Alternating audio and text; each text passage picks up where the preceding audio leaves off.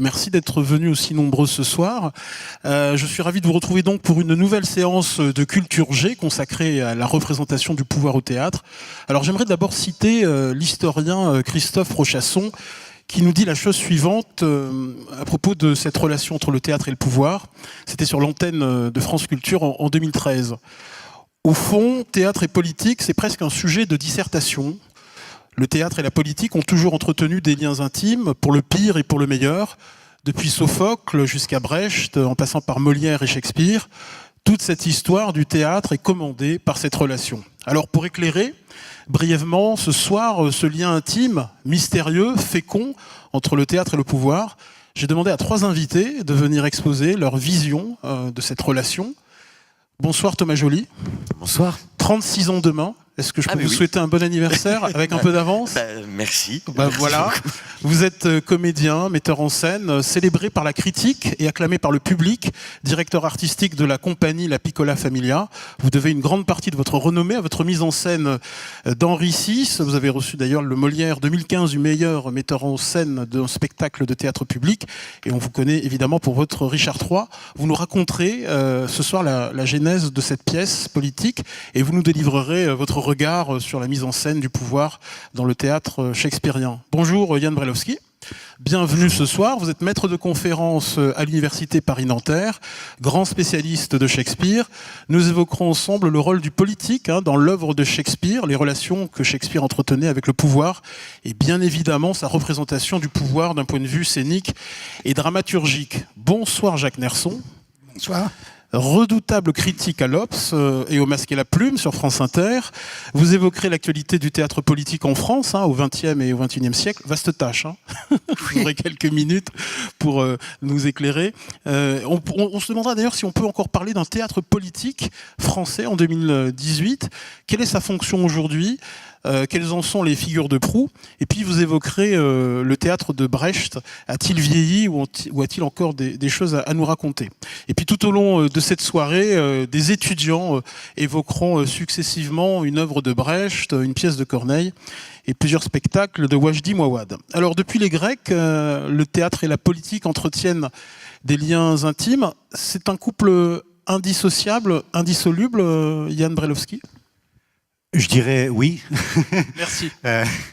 D'abord parce que si l'on prend le théâtre grec et le même terme de polis, la ville et politique, ce n'est pas un hasard si c'est la même étymologie.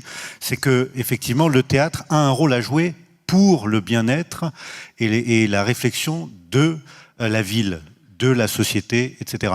Et on le voit à travers les siècles, et on le retrouve à partir de la première modernité, au XVIe, au XVIIe siècle, par exemple, où certaines pièces politiques, on dirait aujourd'hui politiques, qui à l'époque n'étaient pas considérées nécessairement comme politiques, mais historiques, tragiques, etc., réfléchissent à leur manière à ce qui inquiète les populations de cette époque-là. Donc c'est une préoccupation que l'on retrouve régulièrement. Pas dans toutes les pièces, pas au théâtre tout le temps, mais au théâtre beaucoup, effectivement, surtout parce que le théâtre joue aussi beaucoup avec un public. Jacques Nerson. Je pense que le théâtre grec est un théâtre éminemment civique et on le voit bien, par exemple, à travers une pièce comme Antigone, où Créon est mis en cause dans sa façon d'exercer le pouvoir, dans sa façon de vouloir que la loi soit respectée de manière absolue, de ne jamais transiger. C'est la critique de cette forme de pouvoir qui est faite là par Sophocle. Donc, mais il n'y a pas effectivement que ça. Mais même dans les pièces qui ne sont pas politiques, il y a quand même pour les dieux, même pour les demi-dieux, pour les héros, il y a aussi une façon d'exercer leur pouvoir. Pouvoir, c'est « je peux ». Et donc, qu'est-ce qu'on fait de son pouvoir? Thomas Joly. Oui, je ne vais pas redire ce qui était dit sur le théâtre grec. Effectivement, la cité, le théâtre est inventé avec les gens, pour les gens. Je crois qu'il y avait des amendes. Est-ce que c'est une légende, ça, ou pas, qu'il y avait des amendes pour les gens qui ne se rendaient pas au théâtre? Dans le théâtre grec, alors ça c'est des vieux souvenirs, mais dans certains cas, c'était mal vu en tout cas. de ne pas y aller. Oui. Thomas Joly, vous Yes. militez pour Je des milite pour ça. amendes Ouais, pour... je milite.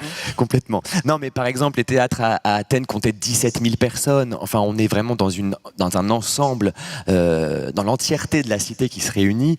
Donc oui, évidemment, le théâtre est politique. Après, moi, je crois qu'il est politique de fait, ne serait-ce que parce qu'il nous rappelle, depuis la nuit des temps, aujourd'hui encore, à chaque rideau qui se lève, et même s'il n'y a pas de rideau, enfin à chaque début de spectacle, il redonne cet aveu d'humanité partagée que, cette phrase toute simple, hein, nous sommes tous vivants au même endroit en même temps, à la fois le même endroit ici, dans cet auditorium de théâtre, mais aussi dans le monde, et en même temps la même époque, quoi. Et cette vérité-là, cet aveu d'humanité-là est éminemment politique, quoi qu'il se dise sur le plateau, je crois.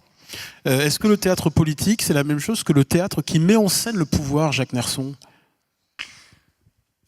Tout théâtre est politique, comme le disait Thomas Joly. Je pense que les œuvres politiques ne sont pas forcément celles qui veulent être politiques. C'est encore autre chose. C'est-à-dire, là je prendrais mon exemple plus dans le roman, mais la critique de la bourgeoisie du XIXe siècle est peut-être plus forte chez Balzac, qui n'a pas de prétention sociale et qui est plutôt en accord avec le régime monarchiste sous lequel il vit. Et elle est plus forte que chez Zola, qui est un auteur socialiste, qui veut réformer la société et qui a un acte plutôt volontaire. Donc je pense que des auteurs... comme Labiche, par exemple. Labiche est un auteur extrêmement politique, mais il s'en doute pas, il le veut pas. Simplement, il montre, il suffit de montrer pour que le spectateur puisse tirer des conclusions. En quoi Labiche est politique?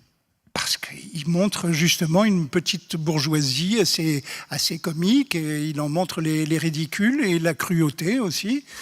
Mais tout ça sans volonté de réformer la société. Lui aussi était parfaitement en accord avec la société. Il était bourgeois lui-même, plutôt réactionnaire, et il a été horrifié par la Commune. Enfin bon, c'est pas un personnage de gauche. Mais en revanche, les metteurs en scène de gauche aujourd'hui sont ravis de pouvoir le monter et de pouvoir critiquer la bourgeoisie. Yann Brailovsky? Effectivement, dans certains cas, on a des pièces qui, dans un contexte donné, mises en scène par certaines personnes ou reçues d'une certaine façon, prennent un autre sens.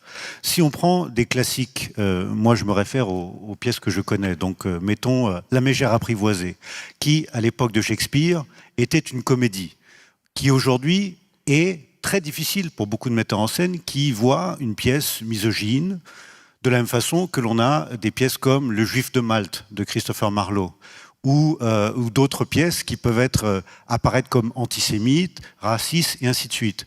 Donc à cette époque-là, ça n'était pas un enjeu politique de ce point de vue-là. Cet enjeu-là religieux n'était pas pour l'essentiel un problème. Aujourd'hui, ça peut être un problème. Et une comédie comme même un Roméo et Juliette peut devenir une pièce éminemment politique, puisque à la base de ce qui est en partie une comédie, on a tendance à l'oublier, il y a quand même une inimitié fratricide dans un pays italien. Et ça, si vous le transposez par exemple dans un pays des Balkans aujourd'hui, ou dans certains coins du monde, ça prend tout un autre sens. Oui, mais l'intérêt de Shakespeare, enfin un des intérêts de Shakespeare, c'est que, oui, il y en a beaucoup, c'est que on ne sait jamais exactement où ça va. C'est-à-dire, vous n'avez pas parlé du Marchand de Venise, mais évidemment le personnage de Shylock a des tirades qui sont assez effrayantes, mais il en a aussi une notamment qui est très célèbre, où il démolit l'antisémitisme de façon extraordinaire. Et ça, c'est souvent le cas chez Shakespeare. On ne sait pas exactement où ça tape. Ce que j'apprécie, entre autres chez lui, mais chez beaucoup d'autres grands auteurs, c'est que d'une certaine manière, il secoue le cocotier. On ne sait pas exactement ce qui se passe. Il se passe des choses, il nous remue, il nous trouble. Et il démolit nos certitudes. Mais au fond, qu'est-ce qu'il affirme? Bien malin qui peut le dire. J'aimerais m'adresser au metteur en scène. Le théâtre, c'est l'espace de prédilection où l'on interroge de la meilleure façon la représentation du pouvoir, peut-être plus qu'au cinéma. Ben, on aime ça parce que... Enfin, on aime ça, les auteurs aiment ça, ont toujours aimé ça. D'abord parce que le pouvoir ne se représentait pas autant qu'aujourd'hui. D'abord, il n'y avait pas les médias, je vous apprends rien, il n'y avait pas la télé, etc. Et que surtout, ils en font des monstres au sens latin du terme monstrare, des choses qu'on peut montrer, des personnages qui ont des destins, qui ont des forces, des enjeux plus grands que les enjeux du commun, entre guillemets. Et ça à mon avis, c'est ça l'intérêt. Ça en fait des grands personnages pour les grands, pour les acteurs, tout simplement. La théâtralité est l'outil idéal pour ces monstres de pouvoir là, je crois. Yann Brailovsky. Alors, c'est une question complexe. On aime bien montrer ce genre de choses, on aime bien voir le pouvoir, on aime bien voir les gens aussi qui ont du pouvoir se casser la figure. Il y a de ça un petit peu.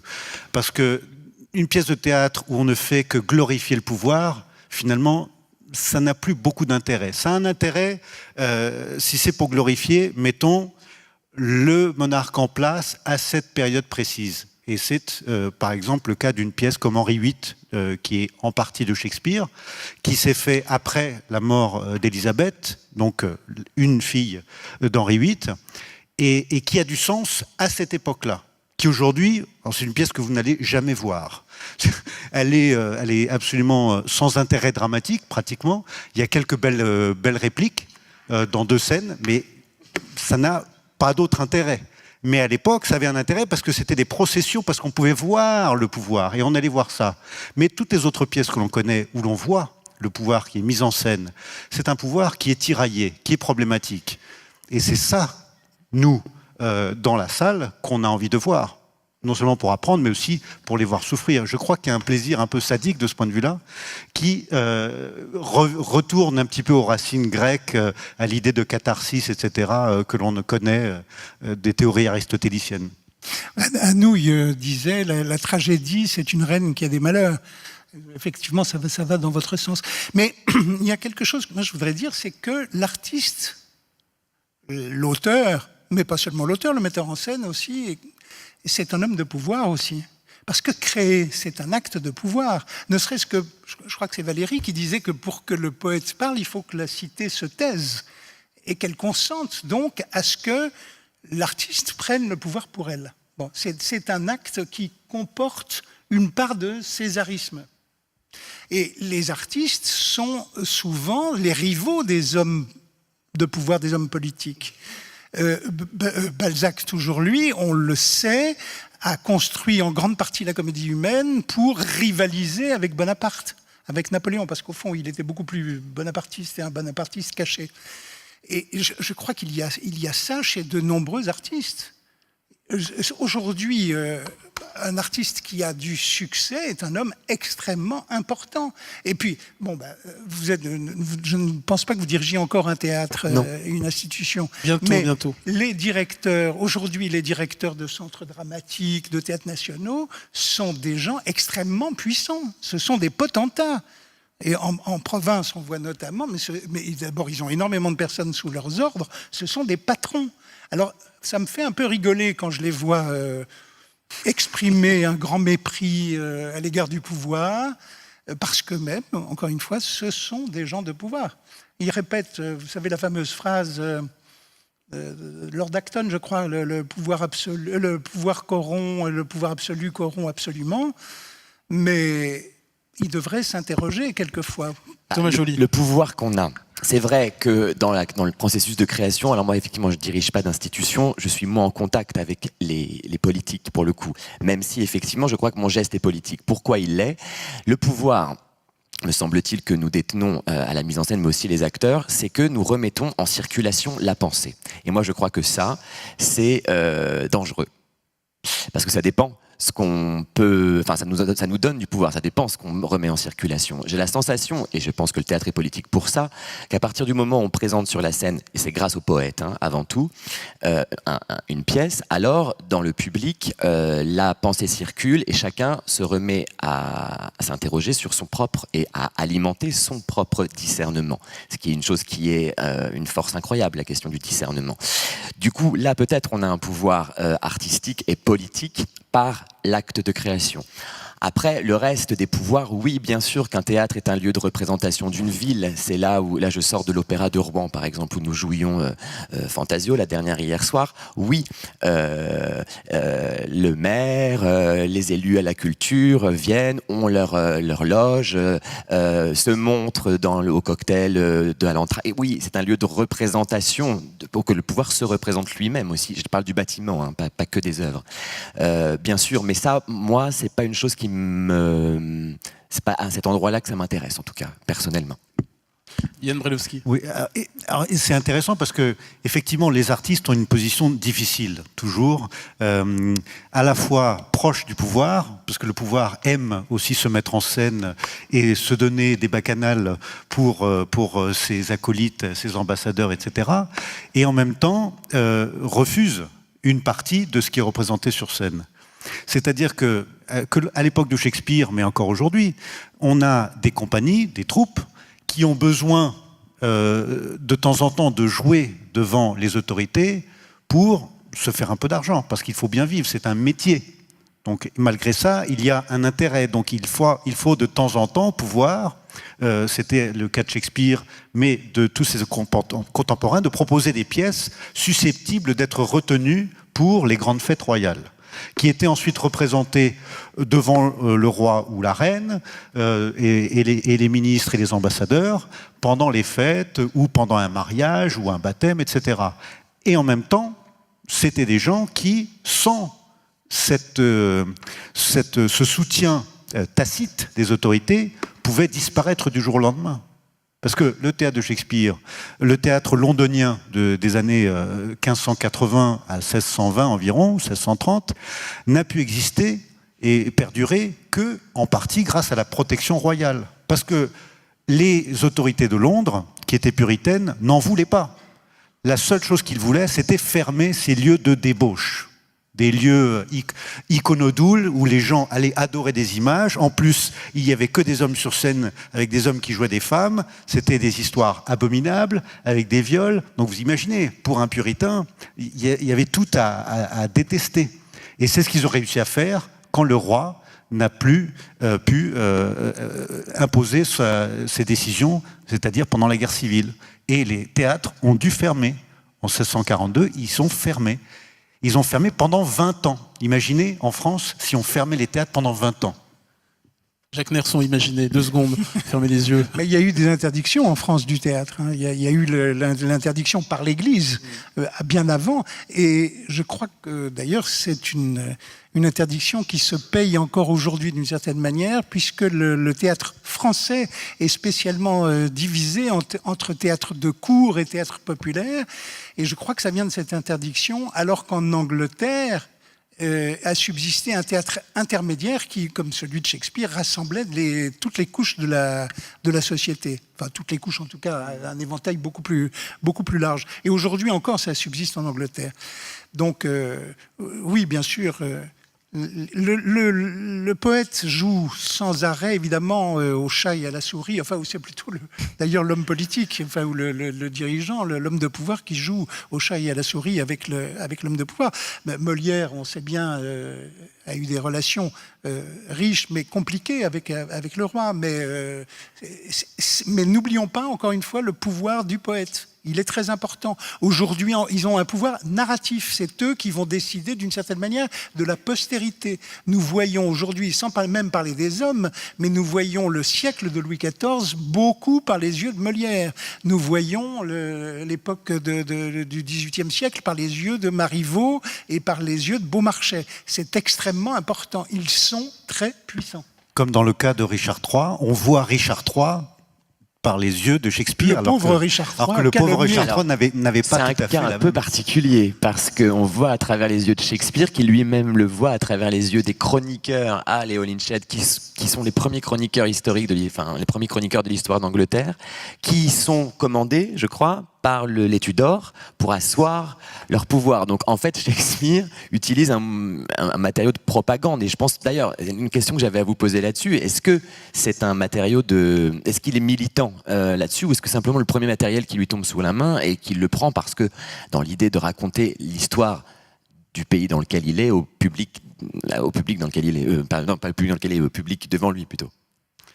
Alors, effectivement, Raphaël Holinshed, qui a publié des chroniques sur l'histoire de l'Écosse, de l'Angleterre et du Pays de Galles, est une source majeure pour beaucoup de pièces de Shakespeare, et pas seulement lui. C'était une source qui était, comme la plupart des chroniqueurs historiques, en partie une commande de cette époque-là, et qui imprime une certaine orientation à l'histoire, qui effectivement est téléologique, c'est-à-dire une histoire qui a un sens. C'est l'histoire que l'on aime bien et que l'on aime bien pouvoir représenter sur scène. Pas celle où on ne sait pas pourquoi les choses arrivent. Donc, pour donner un sens, effectivement, certains aspects de l'histoire ont été caricaturés. Le fait, par exemple, que Richard III ait été monstrueux de nature, né difforme, permet à cette époque-là une lecture très simple de sa monstruosité par la suite. C'est-à-dire ça justifie la suite. Mais ça n'était pas la seule source possible, mais c'était la source la plus pratique pour lui, d'autant plus qu'il était effectivement en train d'écrire des pièces pour la dernière reine Tudor. On ne savait pas que c'était la dernière, mais enfin bon.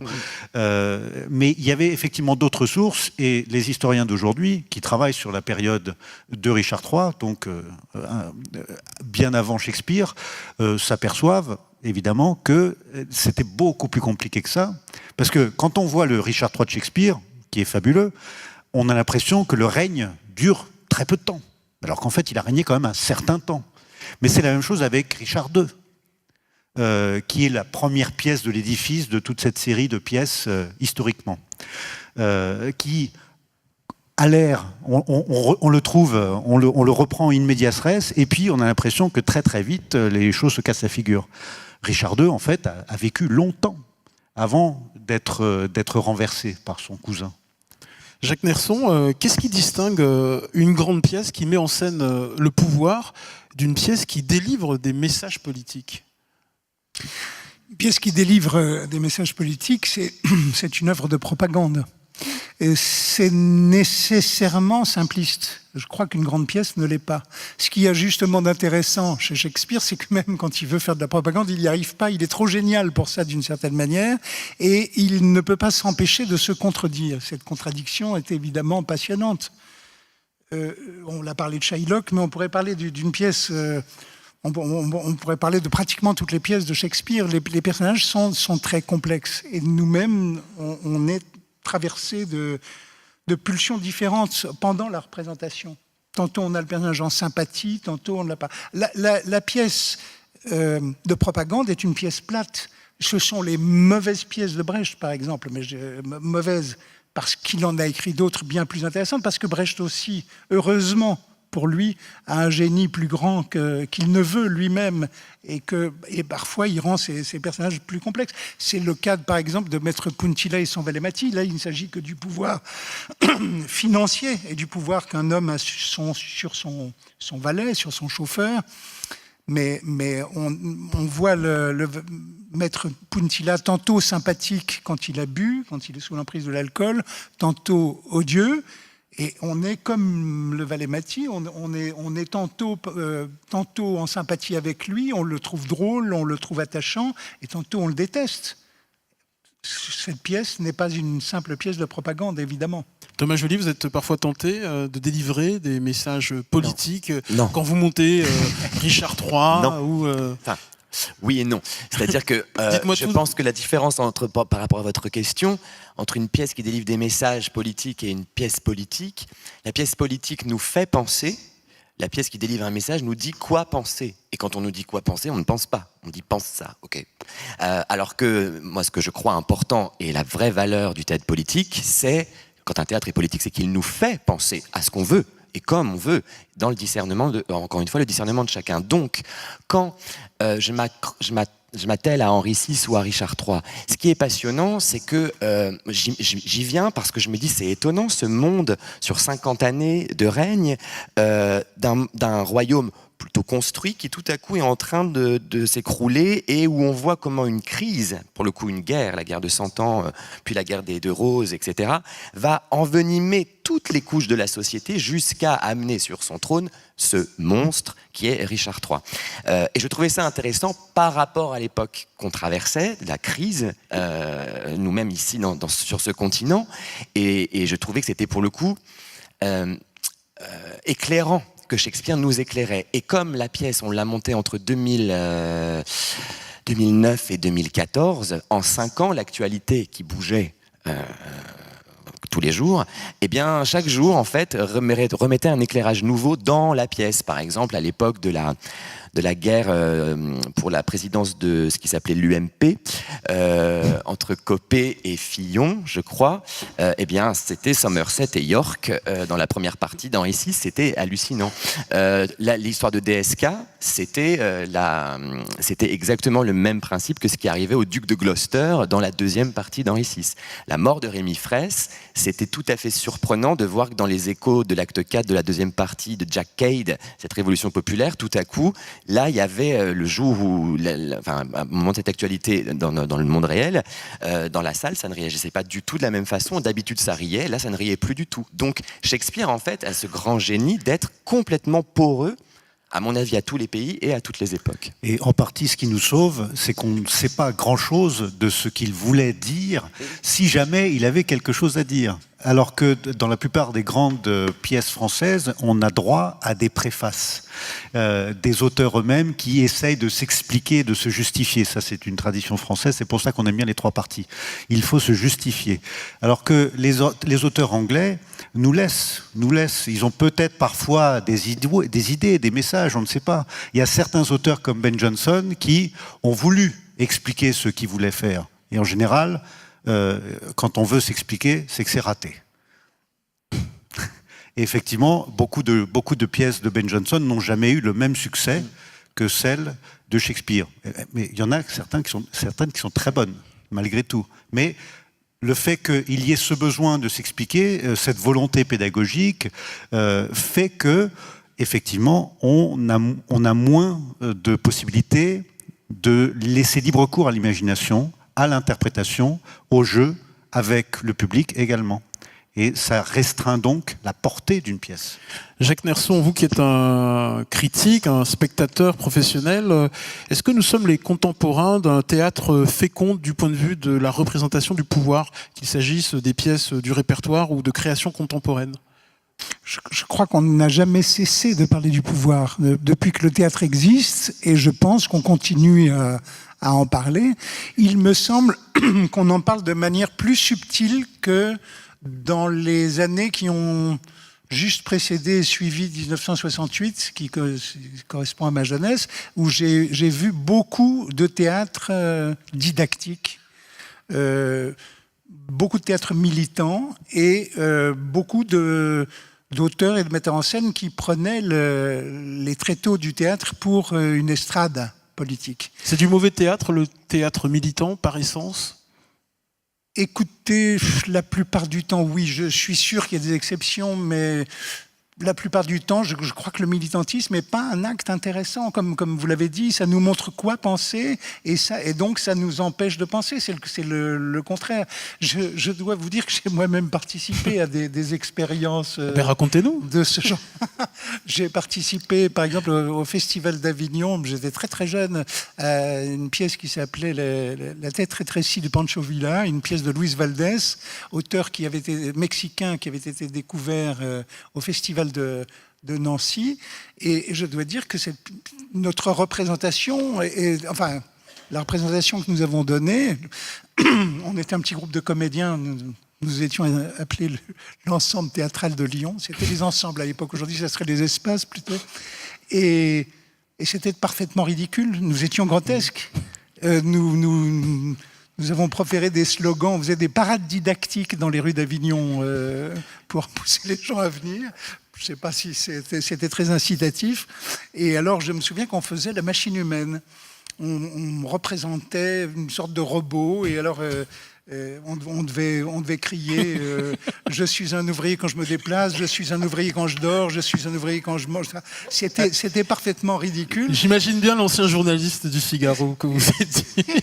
Je me souviens d'une de nos camarades qui avait été saisie de petits fous rires nerveux et qui a eu droit à un procès stalinien, vraiment. Les responsables s'étaient assis derrière une table recouverte d'un feutre vert, je me souviens, et là on lui a expliqué gravement que c'était pas bien, qu'il fallait qu'elle fasse son autocritique, et comme elle continuait à rire, elle a été exclue de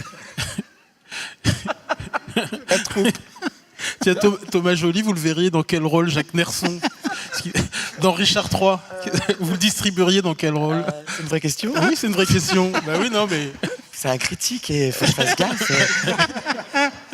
Bon, allez, j'aimerais que Martin Deville, étudiant à Sciences Po, ainsi que Félix Rollet, et également étudiant à Sciences Po, viennent sur scène pour évoquer une pièce de Brecht. Est-ce qu'ils sont là? Venez, n'ayez pas peur.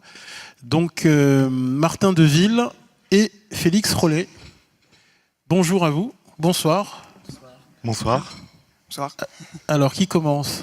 On va faire la présentation à deux. Donc voilà, on est là pour évoquer Brecht et son théâtre, sa nouvelle esthétique théâtrale qu'il a appelée théâtre épique. Et au fait, ça l'aide de trois pièces finalement de Brecht, donc de La vie de Galilée, de l'Opéra de Katsu et d'Antigone. Et donc, oui, parce qu'on pense que le théâtre épique de Brecht est fondamentalement politique, d'où ce que nous allons vous exposer. Et donc Brecht, en plus d'être un grand dramaturge allemand de la première moitié du XXe siècle, était communiste, même s'il n'a jamais été membre d'une organisation, d'un parti ou d'un mouvement officiel de quelque sorte que ce soit. Et il entend ces pièces de théâtre, et là on le cite, comme des instruments d'instruction au sens de la pratique sociale révolutionnaire. C'est-à-dire que par ces pièces de théâtre, il a un message adressé au peuple. Et du coup, ce message, il le fait passer directement dans les répliques de ces personnages. Et donc, c'est pour ça que Martin va maintenant vous déclamer donc, la fin de l'opéra de Katsu lorsque Truand maquille Suriner est amené à la potence. Sous le regard de Thomas Joly. Mesdames et messieurs, vous voyez devant vous l'un des derniers représentants d'une classe appelée à disparaître. Nous autres, petits artisans aux méthodes désuètes, qui travaillons avec d'anodines pinces Monseigneur les tiroirs-caisses des petits boutiquiers, sommes étouffés par les grandes entreprises, appuyés par les banques. Qu'est-ce qu'un passe-partout comparé à une action en bourse? Qu'est-ce que le cambriolage d'une banque comparé à la fondation d'une banque? Et qu'est-ce que tuer un homme comparé au fait d'embaucher un homme? Mais bien plus qu'un théâtre à thèse, Brecht crée, comme on l'a dit, un théâtre épique, donc une nouvelle esthétique théâtrale qui s'oppose au théâtre dramatique qu'on connaissait jusque-là. Ce théâtre consiste à empêcher l'illusion théâtrale et donc, comme on l'a dit, par exemple, à briser le quatrième mur. Et donc à créer une distanciation pour appeler à la raison du spectateur et non, du coup, à ses émotions. Donc la distanciation, la fameuse distanciation, en quoi ça consiste? D'un point de vue scénique, vous l'avez sur les photos. On a des photos d'une représentation de l'opéra de Katsu avec des personnages qui sont très fortement grimés. Donc voilà, c'est contre-réaliste au fait, avec un décor qui est abstrait. On a aussi, vous allez le voir, des photos de la représentation de La vie de Galilée où on a beaucoup de projecteurs apparents sur scène, là aussi pour empêcher l'illusion. Et au niveau de l'écriture, un des moyens pour créer cette distanciation, c'est pour Brecht de prendre des cadres spatio-temporels éloignés afin de parler du présent. Et donc par exemple, quand il réécrit l'Antigone de Sophocle, il la situe explicitement à Berlin en 1945. À propos de ça, il écrit « La distanciation est donc une historisation, c'est-à-dire la représentation d'événements ou de personnages ». Et donc, dans certaines pièces, comme dans Antigone, l'action est narrée et non jouée.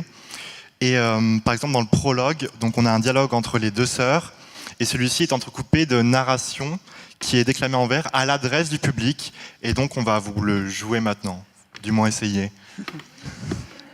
Sœur, on a crié, allons voir. Reste assise, toi, chercher à voir, c'est être vu. Ainsi, nous n'avons pas bougé, nous n'avons pas cherché à voir ce qui se passait au dehors, devant la porte. Mais nous nous sommes arrêtés de manger, et sans nous regarder, nous nous sommes levés, et préparés pour aller au travail comme chaque matin. Ma sœur a pris les casse-croûtes, et moi, je me suis rappelé et j'ai porté le sac de mon frère dans cette armoire où sont les vieilles affaires. Et là, j'ai cru que mon cœur s'arrêtait. Là, sur le cintre, il y avait son uniforme de soldat. Sœur, il n'est pas de ceux qui se battent, il leur a faussé compagnie, il n'est plus à la guerre. Voilà, et donc on a dans cette scène l'action qui est entrecoupée de déclamations en vers à l'adresse du public. Dans d'autres pièces, on a par exemple des chansons. Donc c'est l'exemple le plus célèbre, c'est l'opéra de Katsu, qui servent aussi à créer cette distanciation en entrecoupant l'action et qui livre aussi un commentaire sur l'action qui lui donne sens. De manière générale, en opposition au théâtre dramatique, l'acteur doit montrer son personnage et non le jouer. Et dans d'autres pièces encore, la scène débute par son résumé. C'est-à-dire que Brecht écrit un texte pour casser complètement le suspense et pour faire en sorte que le spectateur, au lieu de se concentrer sur l'action, sur l'issue, se concentre sur le processus et sur le sens. Et donc ce texte peut être déclamé par un acteur ou peut être projeté sur la scène, et il est souvent accompagné d'un petit poème qui là aussi commente l'action et lui donne sens. Et on va vous lire celui par lequel débute la scène 2 de la vie de Galilée, scène au cours de laquelle Galilée, héros de la science moderne, arnaque la République de Venise en faisant passer pour sa propre invention le télescope invention qu'il a au fait piqué. Donc il est écrit, Galilée remet à la République de Venise une nouvelle invention. Ce que fait un homme grand n'est pas toujours grand, et Galilée était gourmand. Écoutez maintenant cette histoire qui n'a rien d'héroïque, la vérité sur la lunette astronomique. Et d'ailleurs, pour conclure, dans cet extrait, comme dans toute la pièce, on voit que Galilée ne cesse d'être représenté dans son ambivalence et dans ses contradictions. Et ça, c'est typique chez Brecht. Vous donniez l'exemple tout à l'heure de Maître Puntilla et son Valemati. C'est-à-dire que dans le théâtre de Brecht, l'homme n'est jamais écrasé par son destin, son histoire n'est jamais inéluctable. Au contraire, il est face à des choix, il prend des décisions qui auraient pu être autres. Et ça veut dire que par là, Brecht met le spectateur, le positionne avec une distance critique par rapport au personnage, distance critique qui le permet de le juger. Et donc là encore, on a le théâtre épique qui laisse toute la liberté de réflexion et la liberté de juger au spectateur. Et donc là encore, le théâtre de Brecht est fondamentalement politique. Et donc finalement, on peut se demander quel est l'héritage que Brecht a laissé dans le théâtre politique contemporain, si tant est qu'il y en ait un. Et finalement, qu'est-ce que ce nouveau théâtre peut-être a encore d'épique ? C'est pour vous, Jacques Nerson. Je vous applaudis pour la déclamation.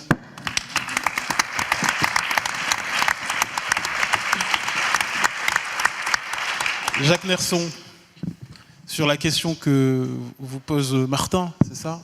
Félix. Vous avez posé une question à Jacques Nerson ? Oui, du coup, c'est pour savoir si Brecht a encore une influence maintenant, et si finalement il y a un théâtre politique contemporain. Vous dites que le politique est encore écrit et qu'il s'écrit encore aujourd'hui, mais est-ce qu'on peut voir un théâtre à la Brecht aujourd'hui ?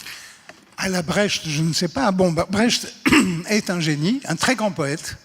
Il y a des pièces absolument sublimes qu'il a écrites et qui vont parfois contre son projet théorique. Vous nous avez raconté notamment la théorie de la distanciation. Beaucoup de pièces, en réalité, se passent de cette théorie. Et je crois qu'il ne faut pas du tout s'enfermer comme les Brechtiens l'ont fait. Les Brechtiens et Brecht, c'est deux choses différentes. Vous savez, quand il est... Juste une anecdote, mais que m'avait raconté Planchon, quand Brecht était venu une des premières fois à Paris, les Brechtiens étaient autour de lui, et notamment, on voulait savoir quel spectacle d'eux il allait voir, s'il allait aller chez Gabriel Garand à Aubervilliers, s'il allait voir, je ne sais pas, Bernard Sobel, ou ça. Et lui, il n'a voulu voir que du boulevard et des opérettes. Bon. C'est un personnage plus déconcertant qu'on ne croit. Et encore une fois, la théorie chez Brecht, moi, je m'en contrefiche. Il reste des chefs-d'œuvre. Bah, on va évoquer 2 pièces de Brecht d'ailleurs. Oui, pardon. Allez-y. Non, mais je voulais dire que c'est très politique, mais encore une fois, tout théâtre est politique, pratiquement. Et il s'écrit des pièces, vous parliez de Wajdi Mouawad, la dernière pièce que j'ai vue de lui, Tous des oiseaux, est une pièce très politique, et c'est une des pièces qui, à mes yeux, parle le plus intelligemment des relations des Israéliens et des Palestiniens, et en même temps sans y toucher, sans faire la leçon, sans tirer de conclusion. C'est du grand théâtre politique.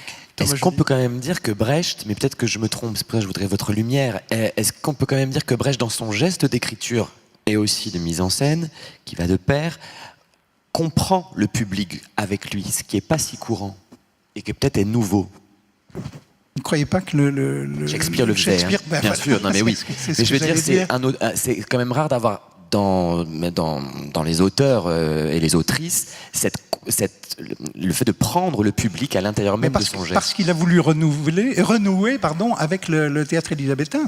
C'est très clair, avec les grandes épopées élisabéthaines. Shakespeare est son modèle, bien plus que les autres auteurs. Parce qu'on retrouve ces prologues, par exemple, au début d'Henri V, on retrouve cette esthétique assez simple. C'est-à-dire, effectivement, ce que disait Jacques, c'est que la théorie de Brecht, il l'a formulée à un moment, mais en fait, il n'a jamais appliqué cette théorie à son propre travail. Il faut être très clair, parce que moi, je me souviens, j'avais lu toutes les pièces de Brecht quand j'avais 16 ou 17 ans, je me souviens plus. Ça va assez vite, il y a quelques volumes. Et j'étais frappé par le fait que la théorie et Brecht, c'était 2. Mais c'est la même chose avec d'autres théoriciens qui ensuite sont devenus très connus comme Stanislavski, qui à un moment de sa vie a dit quelque chose et qui quelques années plus tard a dit c'est n'importe quoi.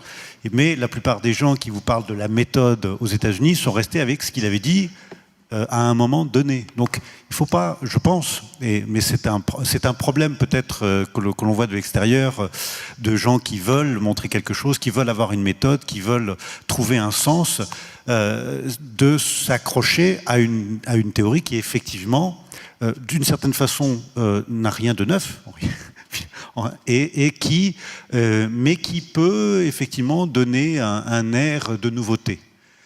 Ce qui, moi, m'intéresse dans l'idée de théâtre épique, c'est de retrouver la parole et de, même par exemple, quand vous disiez raconter l'histoire au début de la pièce. Bon, ça, on le retrouve effectivement ailleurs. Hein, mais bon, c'est une technique des épopées. Je veux dire, vous lisez Homère, il raconte tout ce qui se passe au début de chaque livre. Donc il n'y a aucun suspense. Et pourtant, il y a du suspense à chaque vers, à chaque mot. Parce qu'on veut voir comment ça va se passer.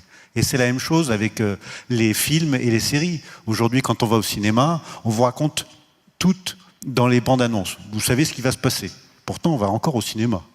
Non, mais il y a la plupart des bandes annonces. Pas trop être spoilé quand même. Hein, aujourd'hui. Voilà, non, mais c'est marrant parce que, par exemple, Richard III, le vrai titre de Richard III, c'est pas Richard III, c'est la tragédie du roi Richard III avec le meurtre de Clarence, le meurtre de ses neveux innocents, tout le cours de sa vie détesté et sa mort très méritée.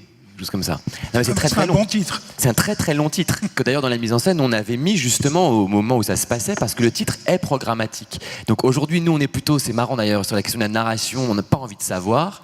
À l'époque c'était pas ça qui nous intéressait, c'était plutôt comment. Donc on redonne de la place encore une fois pour penser.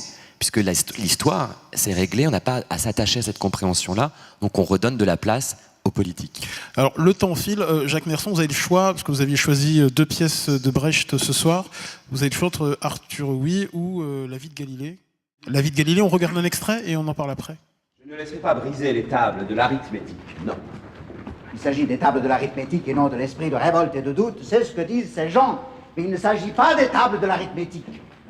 Une épouvantable inquiétude qui est venue au monde, l'inquiétude de leur propre cerveau, qu'ils transmettent à la terre immobile. Ils s'écrient « Le chiffre nous y force ». Et d'où viennent-ils ces chiffres?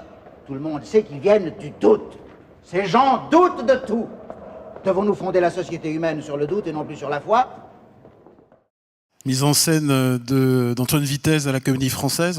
Pourquoi avoir choisi cette pièce en relation avec notre thème ce soir? C'est une scène absolument extraordinaire. Il faut peut-être rappeler donc qu'on y voit le pape nouvellement élu revêtir les habits sacerdotaux.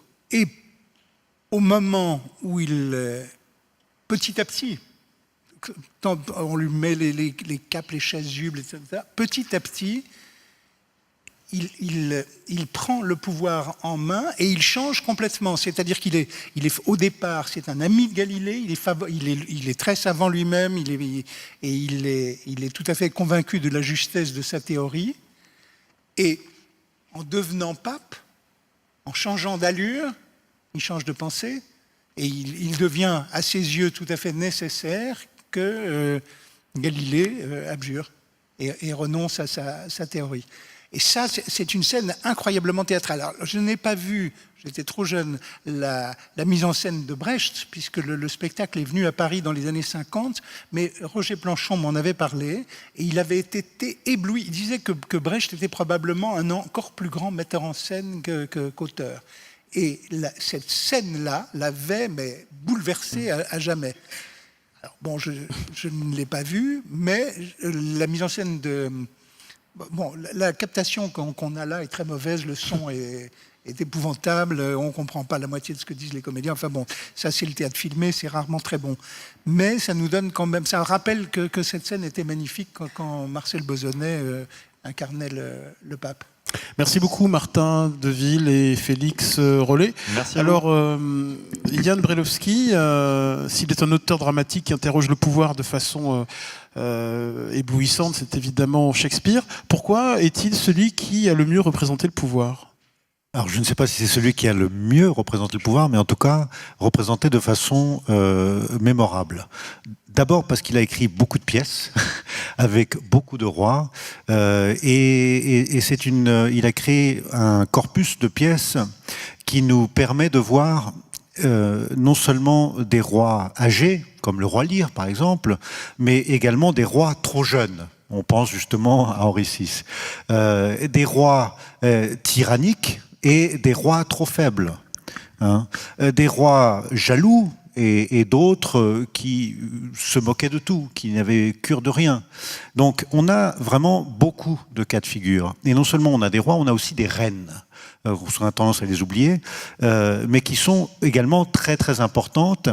Et du coup, vous avez vraiment une palette de personnages, une palette de situations qui donne à penser à chaque fois. Parce que même à l'intérieur d'une pièce, on a plusieurs visages du même roi. C'est-à-dire que vous n'avez pas un roi en carton-pâte qui est entièrement mauvais ou entièrement bon. Un personnage comme Richard II, par exemple, qui se fait renverser parce qu'il est un mauvais roi, parce qu'il est un peu tyrannique, etc.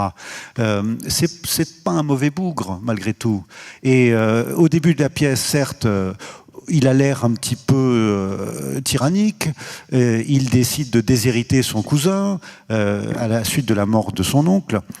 Mais arrivé à la fin de la pièce, ou plutôt à l'acte 4, on a pitié pour lui. On a pitié de tout ce qui lui arrive. C'est un roi oint par le Seigneur qui a été sacré, etc. Et il est obligé d'enlever devant tout le monde sa propre couronne. Et donc, vous avez des scènes comme ça qui sont tellement fortes qu'à l'époque même de leur mise en scène, elles ont causé un problème. Et cette fameuse scène, par exemple, de la déposition du roi Richard II, a été interdite pendant le règne d'Élisabeth. On sait qu'il l'a mise en scène, très très vite elle a été interdite et puis elle a été réintroduite plus tard. Donc vous voyez, ce sont des cas très forts qui ensuite sont réutilisés. Il y a une autre pièce comme ça, c'est Jules César. Jules César, que l'on ressort régulièrement à la veille d'une rébellion, hein, ou d'un assassinat. Pensez que Abraham Lincoln a été tué par un acteur qui jouait César. Enfin, qui jouait Brutus plutôt. Donc ce sont des modèles, si vous voulez, que l'on retrouve, qui font eux-mêmes référence à des modèles historiques qui ont existé pour la plupart, parce que certains personnages sont quasiment mythiques. Hein, je parlais du roi Lear par exemple. Ce sont des personnages qui ont existé, mais qui ont une telle force de vie et de mort qu'on les retrouve, et c'est pour ça, je pense que ça a marqué non seulement tous ses contemporains, mais tous ceux qui ont suivi par la suite. Jacques Nerson. Oui, il y a aussi des personnages qui sont tout à fait imaginaires, comme Prospero, par exemple, dans la dernière pièce de Shakespeare. Et là, il y a un acte très important, c'est quand Prospero quitte son île et va reprendre le pouvoir que lui rend l'usurpateur. Et ça, j'aimerais que vous me l'expliquiez un peu. Alors, Il abandonne ses pouvoirs magiques. Ouais. C'est un grand magicien, il renonce à la magie pour pouvoir gouverner. Alors la Tempête, qui est effectivement historiquement la dernière pièce de Shakespeare, c'est comme ça qu'on la présente normalement, est une pièce intéressante parce déjà c'est une pièce qui contient plusieurs types de théâtre.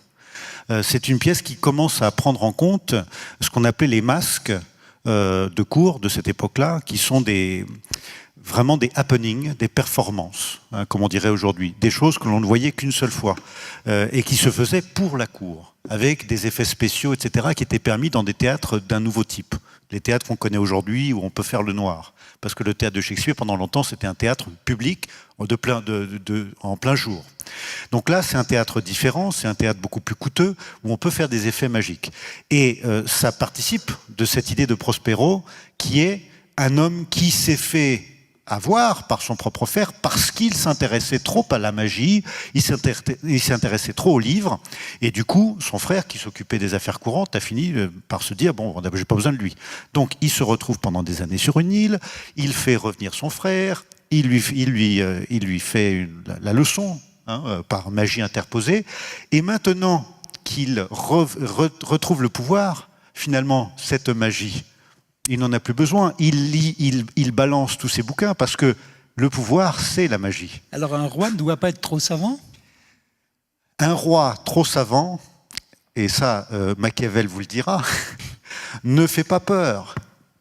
Ne fait pas peur. Il faut juste ce qu'il faut d'histoire, il faut avoir vécu justement ce qu'il faut, comprendre les leçons de l'histoire pour prendre des décisions.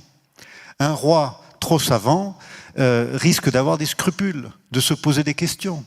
Et si l'on voit un Prospero, parce que Prospero, souvent, on l'imagine d'abord en vieillard, etc., vieil homme, etc.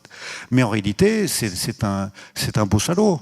Il arrive sur une île qui est déjà habitée, il met tout le monde à son service, il enchaîne celui qui l'a aidé, et ainsi de suite. Il dit rien à sa fille. Donc c'est l'air de rien. Prospero, il faut s'en méfier. Et quand il retrouve son pouvoir, il aurait pu très bien dire, bon, on rentre chez nous, mais le pouvoir ne m'intéresse pas, je veux continuer de vivre comme un moine. Non, le pouvoir, il voulait le récupérer. Il n'a jamais oublié la trahison de son frère. Et ça, on le sait pratiquement dès le début de la pièce. Donc c'est la preuve que, dans certains cas, je pense, le pouvoir est une maladie. D'ailleurs, Yann Brailovsky, quand on applique l'adjectif shakespearien à la scène politique réelle, immédiatement se bouscule dans notre esprit désir mimétique, ambition personnelle, haine, trahison, solitude du pouvoir, duplicité, meurtre symbolique ou pas, larmes, sang, shakespearien. Voilà, c'est un terme, quand on l'applique à la politique, est assez... c'est un terme très dangereux. Si vous vous retrouvez effectivement dans une situation shakespearienne, d'abord, c'est compliqué, et deux, ça va mal se terminer.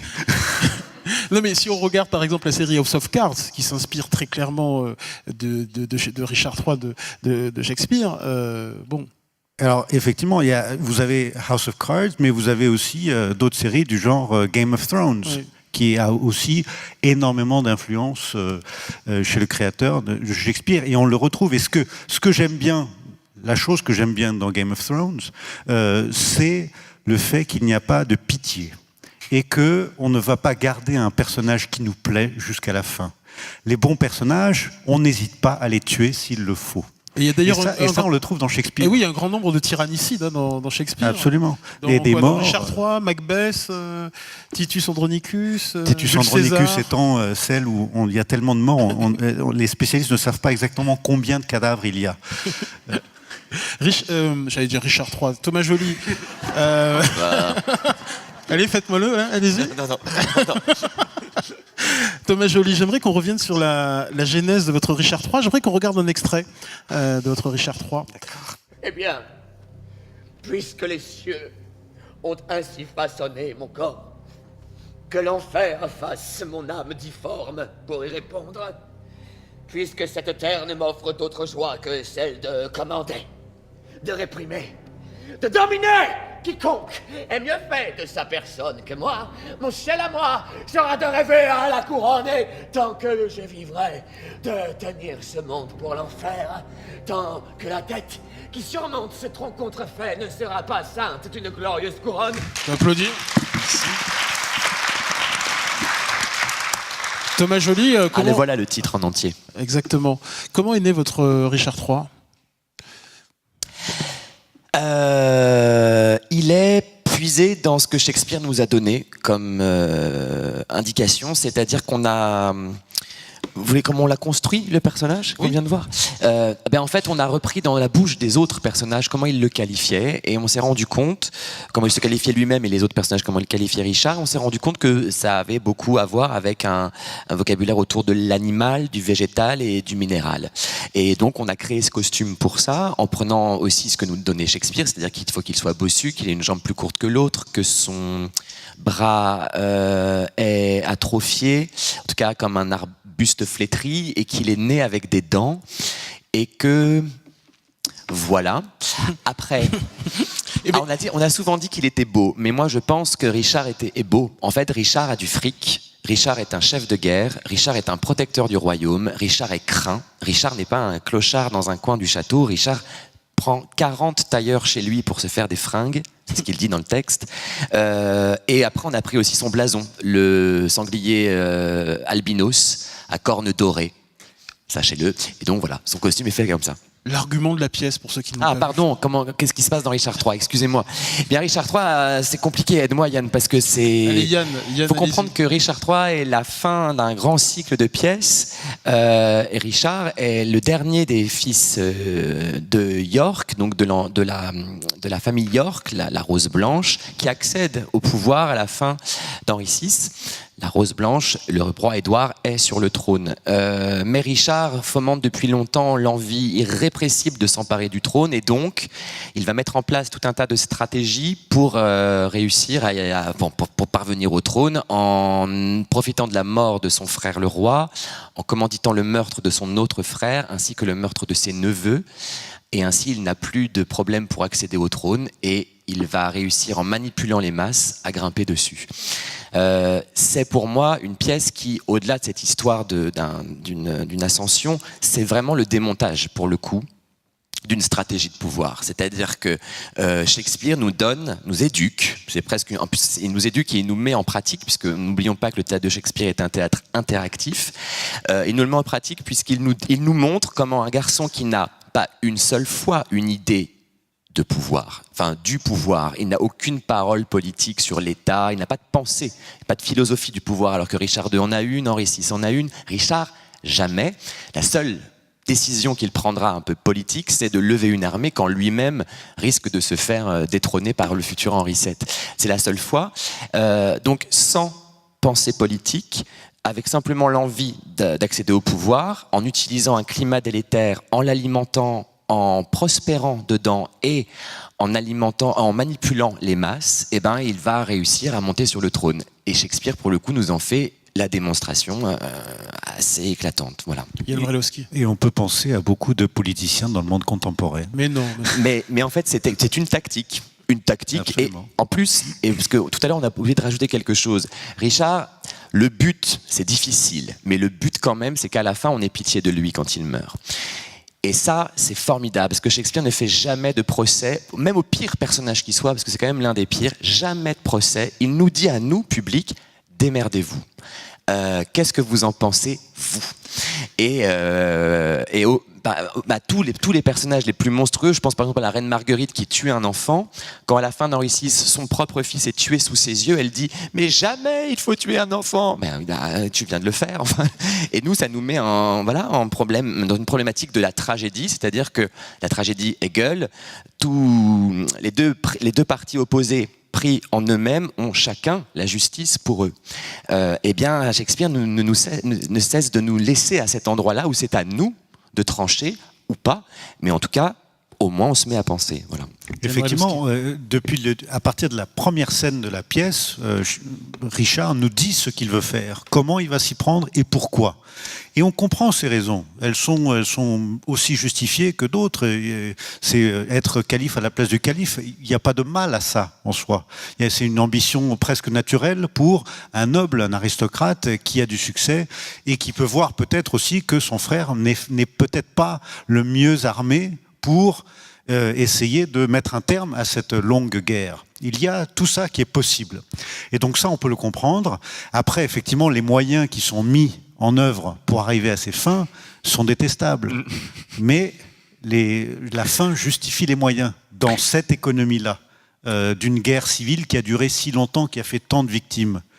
C'est-à-dire que ce qui est intéressant dans cette pièce, qui arrive donc à la fin de cette longue guerre civile, c'est que la morale est problématique et que Richard est parfaitement capable de renverser une situation. Il y a une scène extraordinaire, très connue, dans laquelle il finit par convaincre la femme de l'homme qu'il vient d'assassiner de l'épouser. Enfin, et ça en très peu de temps, alors qu'au début elle lui crache au visage et elle le hait. Et en 10 minutes, pratiquement, il retourne la situation. Ça, c'est complètement mystérieux. C'est Shakespeare à l'état pur. Et c'est par la parole. C'est par la parole et par toute une argumentation. Charme. Il y a un charme. Il a certainement, mais il exerce un charme incroyable. Et le théâtre. Parce qu'en plus, il est devant le cadavre. Il est avec le cadavre. Il est avec nous. Elle accompagne le cercueil au cimetière et c'est là qu'il va réussir à la séduire. Oui. Il réussit, et à partir du moment, en tout cas moi j'ai la sensation, parce que Richard est un acteur, alors pour le coup ça peut aussi nous intéresser par rapport à ce soir, c'est que dès qu'il met en place la théâtralité, enfin le théâtre, à plusieurs reprises dans la pièce, notamment dans cette scène où il séduit les Diane, mais aussi dans celle-ci où par exemple et c'est là cette mise en pratique avec, là pour le coup Shakespeare vraiment est un génie et nous met très très mal à l'aise parce que le peuple de Londres, représenté par le public, est pris à partie pour adouber Richard, alors que le public, quand il réfléchit 2 secondes, sait très bien que c'est un gros pourri qui a tué tout le monde, etc. Mais pourtant, le public est amené à l'adouber. Et s'il ne l'adoube pas, la pièce ne peut pas continuer. Parce que si ça s'appelle Richard III, c'est déjà parce qu'on sait qu'il va être roi, de toute façon. Sinon, ça s'appellerait Richard tout court. Mais Richard III indique qu'il va être roi. Donc, si le public ne s'y met pas, alors Richard ne sera pas roi. Pourtant, le public sait. Voilà. Bon, ça, c'est quand même ça nous met quand même à un endroit. Et d'ailleurs, ça a soulevé certaines foudres au moment de la mise en scène, parce que il y avait comme si moi, je manipulais les gens, je profitais le pouvoir du metteur en scène que je décérébrais les spectateurs, etc. Mais c'est justement ce qui est posé comme question. Qu'est-ce qu'on fait de ce mec qui vient... vous avez été complice malgré vous de toutes ces horreurs, pourtant la pièce veut qu'il soit roi, mais vous devez participer à son élection, entre guillemets. Donc, voilà, comment on fait ? Yann Brailovsky, comment le public a-t-il accueilli la représentation de Richard III ? À l'époque, oui. Plutôt bien. C'est-à-dire que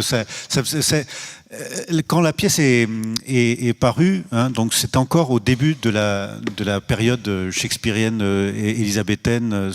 C'était une période où il y avait beaucoup de tragédies particulièrement sanglantes. Hein, c'est aussi une période proche de Titus Andronicus, où il y a donc énormément de morts, où il y a encore un grand talent oratoire, des grandes répliques, mais ça s'amoindrit petit à petit. Donc il y avait un appétit naturel, je veux dire, pour ce genre d'histoire. Ce dont il faut se rappeler, c'est que le théâtre élisabéthain, à cette époque-là, partageait la scène avec des arènes, finalement, où il y avait des combats de coqs, où il y avait également des combats entre des ours et des chiens. On accrochait un ours au milieu, et puis on lâchait des chiens, et puis les gens venaient pour écouter les cris des chiens qui se faisaient trucider par l'ours. Parce que l'ours, il fallait faire attention, ça coûtait cher. Donc l'ours, en général, en prenait un petit peu, mais il survivait. Par contre, les chiens, eux, allaient mourir. Et les gens allaient écouter une pièce. Aujourd'hui, on va voir une pièce. Mais à l'époque de Shakespeare, on allait l'écouter. Et donc, entendre les cris des animaux c'était le plaisir des Élisabéthains. Donc aller voir une pièce comme Richard III, c'était aussi pour entendre ses discours, ses cris, ses pleurs, et voir du sang sur scène. C'est ce que les gens aimaient voir. Donc c'était plutôt bien accueilli. Alors j'appelle sur scène Mayalène Oé, étudiante à Sciences Po, et Hugo Valla, étudiant également à Sciences Po, pour évoquer un quasi-contemporain de Shakespeare, Corneille. Coup de projecteur sur la représentation du pouvoir dans La mort de Pompée et dans Nicomède. Bonsoir Mayaline. Bonsoir. Et Hugo. Alors nous allons justement commencer par la lecture d'un extrait de Nicomède, qui est donc une pièce de Corneille datant de 1651. Et donc dans ce court extrait au milieu de la pièce, nous avons un dialogue entre l'ambassadeur de Rome, Flaminius, et on va parler de Rome après, et la reine d'Arménie, Laodice. Après cela, madame, excusez mon audace, souffrez que Rome enfin vous parle par ma voix. Recevoir ambassade est encore de vos droits, ou si ce nom vous choque ailleurs qu'en Arménie, comme simple Romain, souffrez que je vous dis qu'être allié de Rome et s'en faire un appui, c'est l'unique moyen de régner aujourd'hui. Que c'est par là qu'on tient ses voisins en contrainte, ses peuples en repos, ses ennemis en crainte. Qu'un prince est dans son trône à jamais affermi quand il est honoré du nom de son ami. Qu'Attal, avec ce titre, est plus roi, plus monarque. Que tous ceux dont le front ose emporter la marque et qu'enfin... Il suffit, je vois bien ce que c'est. Tous les rois ne sont rois qu'autant comme il vous plaît. Mais si de leurs états, Rome à son gré dispose, certes pour son Attal, elle le fait peu de choses. Et qui tient en sa main tant de quoi lui donner, à mendier pour lui devrait moins s'obstiner. Pour un prince si cher, sa réserve m'étonne. Que ne me l'offre-t-elle avec une couronne? C'est trop m'importuner en faveur d'un sujet, moi qui tiendrais un roi pour un indigne objet, s'il venait par votre ordre, et si votre alliance souillait entre ses mains la suprême puissance. Ce sont des sentiments que je ne puis trahir. Je ne veux point de roi qui sache t'obéir. Et puisque vous voyez mon âme tout entière, Seigneur, ne perdez plus menace ni prière. Puis-je ne pas vous plaindre en cet aveuglement? Madame, encore un coup, pensez-y mûrement. Songez mieux ce qu'est Rome et ce qu'elle peut faire. Et si vous vous aimez, craignez de lui déplaire. Donc, bravo. Merci.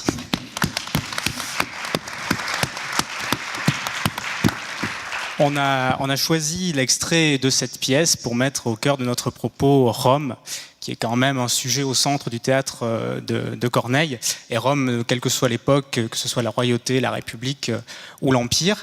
Et on s'est demandé si finalement Corneille était toujours du côté de Rome dans ses pièces. C'est ce qu'on dit assez souvent quand on voit Cinna, quand on voit Horace, parce qu'on fait le lien en fait entre Rome, le lieu, et puis ce que ça représente politiquement et certaines valeurs clés au centre de la dramaturgie cornélienne, deux en particulier, la gloire et la vertu, qui ont un sens très particulier chez Corneille, c'est-à-dire que la gloire, c'est ce qui va amener le personnage à accomplir sa propre humanité et l'idée qu'il se fait de lui-même et de ce qu'elle doit être, et souvent il l'accomplit en la dépassant, ce qui le transforme en héros cornélien, justement. Et pour accomplir cette gloire, il a besoin d'une autre valeur fondamentale qui est la vertu.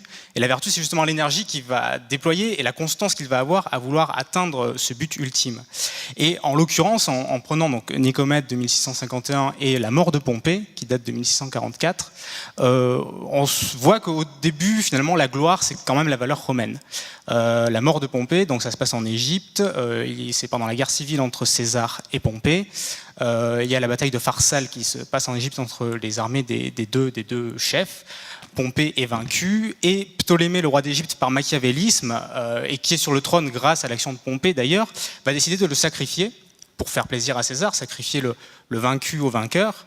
Et en fait, à ce machiavélisme, César va opposer justement sa gloire et va vouloir venger la mort de son ennemi en sacrifiant lui-même Pompée.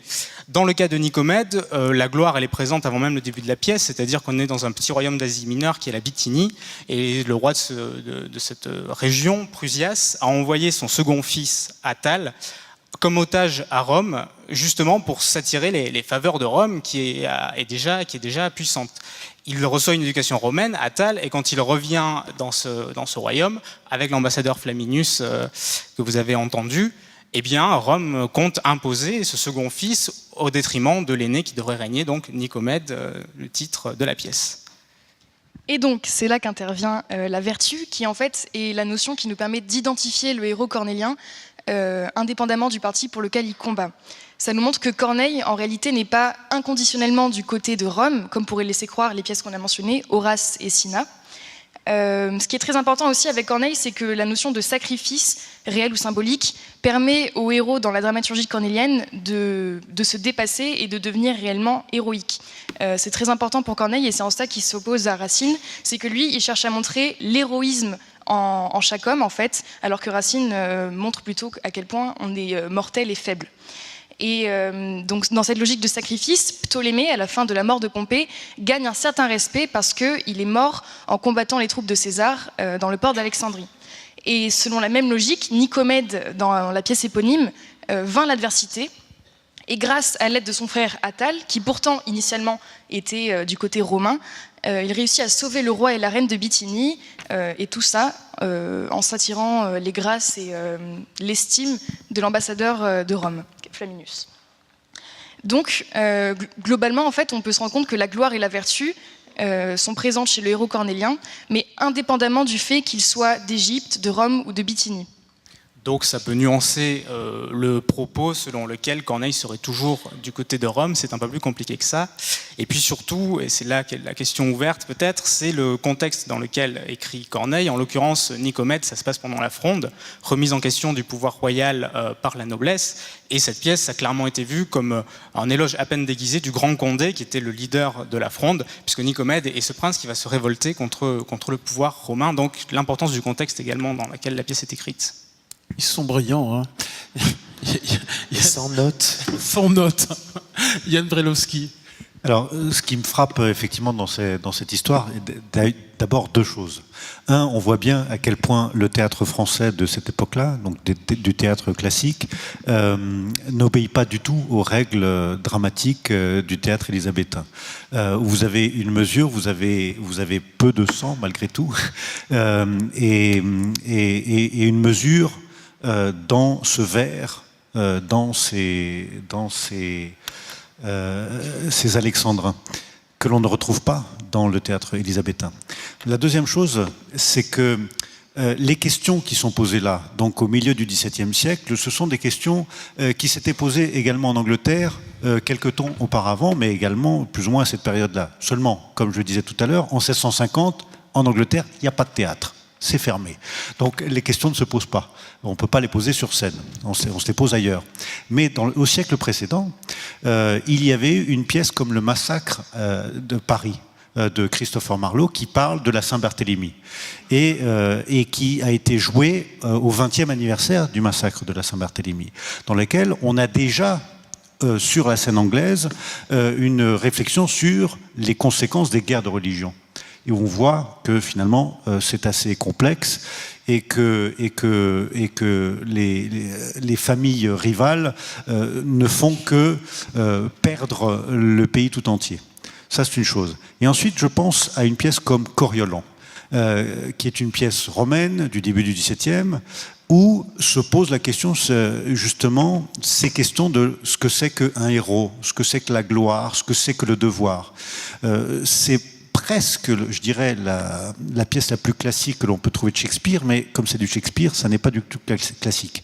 La pièce est intéressante dans la mesure où vous avez ce personnage de général qui est un homme, un soldat, un homme qui est droit et qui est romain dans le sens où ce qui importe, c'est la gloire. Hein, il y a une figure de style pour dire ça, c'est on va mourir et aller au combat.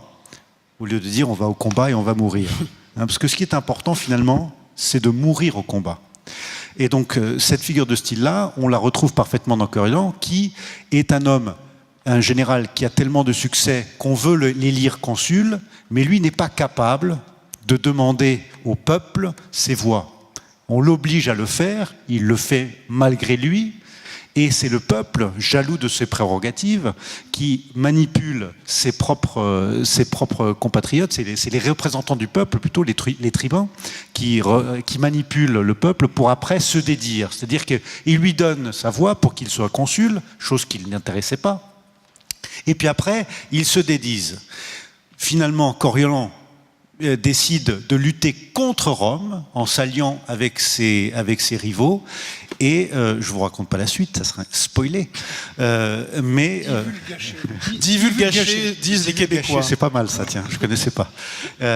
Mais ce qui est intéressant dans cette histoire, et je pense que c'est aussi quelque chose qui distingue un petit peu Shakespeare des autres, c'est que il y a vraiment un problème dans la famille, parce que la personne qui aura un rôle clé dans le dénouement de Coriolan, c'est la mère de Coriolan, la maman. Et il ne faut pas écouter sa maman toujours, parce que quand vous l'écoutez, ça se finit mal parfois. Et ça, ce n'est pas quelque chose qu'on retrouve de la même façon dans le théâtre français. Hein. Les questions de famille, on les retrouve avec un père, ses fils, sa femme, etc. Mais on n'a pas du tout le même sentiment d'une famille qui va s'entre-déchirer et avoir pitié en même temps de ce qu'ils sont en train de s'infliger à eux-mêmes. Jacques Nerson, rapidement, le temps file rapidement, trop je voudrais vite. dire que les deux Corneille que vous avez choisis, les deux pièces de Corneille, partent d'une même situation, c'est une situation de colonialisme. C'est-à-dire que Rome impose ses vues, sa façon sa morale, etc., à des pays soumis. Et c'est la rébellion contre la loi romaine qui est montrée dans ces pièces. Ce sont des pièces vraiment, pour le coup, éminemment politiques, une grande leçon de politique de Corneille. Merci beaucoup Mayaline Ohé et Hugo Valla. J'appelle sur scène Ruben Caboche, étudiant à Paris 1, qui a une question, ou plusieurs, à nos intervenants. Bonsoir Ruben, bienvenue. Bonsoir. Merci.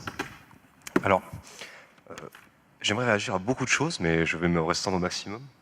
Tout d'abord, je voudrais repartir du sens que l'on donne au mot représentation. D'abord, la représentation, on peut la voir comme les différentes formes que peut prendre une idée, un concept par exemple, mais on peut la voir au sens strict, c'est-à-dire être à la place de quelque chose, être physiquement à sa place. D'accord ? Et le principe, c'est que se représenter sur un théâtre, qui est un espace, voilà, c'est le principe d'exposer le pouvoir par des mots, le mettre en mouvement par des acteurs. Et en fait, cette mise en mouvement, dans ce qu'on appelle souvent la tragédie du pouvoir, en fait, c'est une rencontre passionnée, en quelque sorte, entre un genre qui est millénaire, qui part du théâtre grec, et c'est de là que j'aimerais partir, justement, pour vous montrer que le pouvoir n'est pas forcément où on peut l'attendre, dans le théâtre grec, justement.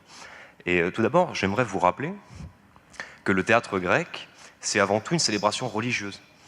Le théâtre grec, c'est une grande prière à l'honneur de Dionysos. C'est un théâtre qui a une forme qu'on ne connaît plus, c'est-à-dire avec un chœur, un coryphée, et les acteurs sortent du chœur pour parler. Et il y en a un ou deux, chez Sophocle, c'est 3, c'est très novateur. Et le principe, c'est que dans ce théâtre grec, on dit souvent que l'acteur est sorti du chœur de Dionysos. Oui.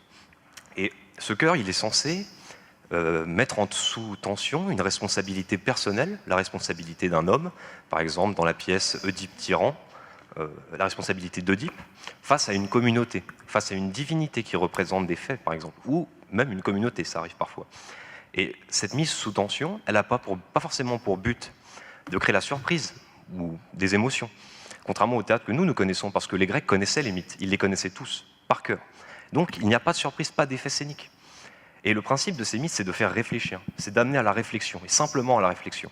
Et le théâtre, au lieu de, par ces mots qui sont mis en mouvement, ils sont pour but de mettre en mouvement le public, avant tout. Et souvent, les débats ah oui, j'appelle ça des débats. La pièce se tranche par un débat autour de phases civiques, de phases de la vie commune. Et la police que vous mentionnez, cette communauté de pairs, entre guillemets, elle passe par le débat, elle vit par le débat, à tel point qu'un historien, Jean-Pierre Vernant, parle du théâtre comme la mise en ordre du monde des dieux et du monde des hommes. Et ce qui est important, c'est que ce théâtre ne connaît pas la différence entre le sacré, le profane et le politique. Tout est intimement lié, si intimement lié, que par exemple, beaucoup de relecteurs, par exemple d'Oedipe, vont trouver l'intérêt chez Oedipe là où les Grecs ne le voyaient pas du tout. Par exemple, Freud a trouvé de l'intérêt chez Oedipe dans ses relations familiales, dans l'intrigue qu'il a pu trouver. Mais les Grecs ne portaient aucun intérêt à ces choses-là. Les Grecs portaient de l'intérêt au sacré qu'il y a chez Oedipe. Parce que Oedipe, après ce bain de sang, est sacré, devient sacré pour les Grecs. Dans un sens qu'on a perdu le sacré au sens protégé des dieux, pour son malheur, en quelque sorte. Et ce théâtre sans émotion, là c'est un théâtre qu'on ne connaît plus, mais c'est un théâtre qui est éminemment politique. Et donc, ça m'amène à une question, à remettre en perspective un petit peu ce qu'on peut voir chez Shakespeare, par exemple, ou encore ce qu'on a vu chez Brecht. Autant Brecht, voilà, prend la scène pour vous l'avez dit, pour une estrade, c'est un promontoire politique. Ses mots sont ses arguments, sa pièce, vous voyez, sa démonstration. C'est le cas, en quelque sorte, chez Shakespeare ou chez Racine, dans un genre très différent, plus mesuré, où la censure pèse, en quelque sorte, selon le contexte politique, comme l'a été rappelé par l'intervention juste avant. Mais ce qui est important, c'est cette mise en mouvement du public, qui est très importante dans le théâtre grec et qui se perd petit à petit chez Shakespeare. Encore, il y a un jeu avec le public, vous l'avez rappelé. Chez Brecht, on s'y adresse directement, on le pousse à l'insurrection, à la révolte, en quelque sorte, mais c'est une mise en mouvement qui est forcée, c'est pas une mise en mouvement par le débat. Et on va sans doute le mentionner juste après avec Wajdi Mouawad, mais cette mise en débat, c'est vraiment ce qui qualifie le théâtre des origines. Et j'aimerais vous poser la question, est-ce qu'on peut encore le retrouver dans le théâtre contemporain? Et est-ce que la critique met en valeur ce débat, en fait? Est-ce que la critique ne s'attache pas forcément à décrire la qualité d'une pièce, quitte à mettre le caractère clivant d'une pièce de côté? Et c'est le cas chez les Grecs. Ce qui intéresse les Grecs, c'est ce qui est clivant. Voilà. Qui veut répondre à cette brillante intervention? Yann Brailovsky, rapidement s'il vous plaît. Rapidement. Alors, une des différences majeures, c'est effectivement que le théâtre grec est d'abord une cérémonie, mais c'est aussi un concours, en partie. Et donc, il ne faut pas oublier qu'on retrouve cet aspect-là dans le fait qu'une pièce de théâtre, encore aujourd'hui, doit trouver son public, doit fonctionner. Et de ce point de vue-là, si débat il y a, c'est aussi par sa capacité à faire venir du monde pour voir une pièce de théâtre. Donc on le retrouve, je pense. Et il y a des pièces, on en a parlé, Richard III, où le public a quelque chose à dire pour que la pièce fonctionne. Il y en a une autre, c'est Jules César. Il y a aussi une scène très célèbre, donc après l'assassinat, où le public joue également un rôle et a besoin de se révolter pour que la pièce continue et que l'histoire reprenne, l'histoire du monde reprenne. Et donc, d'une façon ou d'une autre, on le retrouve, ce pouvoir clivant du théâtre, que ce soit dans Shakespeare ou dans pratiquement n'importe quelle pièce aujourd'hui, pour que ça fonctionne, pour que le théâtre continue de vivre. Parce que s'il ne pose pas de questions, personne n'ira voir, on n'en parlera pas, ça n'a aucun intérêt. Merci beaucoup Ruben Caboche, étudiant en licence d'histoire. Et pour terminer, j'aimerais qu'on évoque la représentation du pouvoir chez le dramaturge Wajdi Mouawad. J'appelle sur scène Antoine Vandeville, qui a coordonné cette soirée, par ailleurs collaborateur à France Inter avec moi, et étudiant en master de philosophie à Paris 1, et Léa Souria Diouf, étudiante en formation du comédien au Conservatoire national supérieur d'art dramatique. Bonsoir à tous les deux. Bonsoir. Bonsoir. Antoine et Léa. D'accord, très bien. Alors, on veut certainement parler du pouvoir de l'écriture qu'on trouve à travers de Wajdi Mouawad et aussi le pouvoir de l'identité. Et déjà, quand on réfléchit au titre le théâtre et le pouvoir pour cette exposition, on peut se poser plusieurs questions. Est-ce que c'est essentiellement un pouvoir politique? Est-ce que c'est le fait que le théâtre a mis en scène le pouvoir, que ce soit à travers des pièces historiques, politiques ou même pas du tout? Ou est-ce que c'est un rapport du pouvoir à l'intérieur du théâtre même? Et d'un autre côté, Wajdi Mouawad, il est connu pour croire à la parole des mots.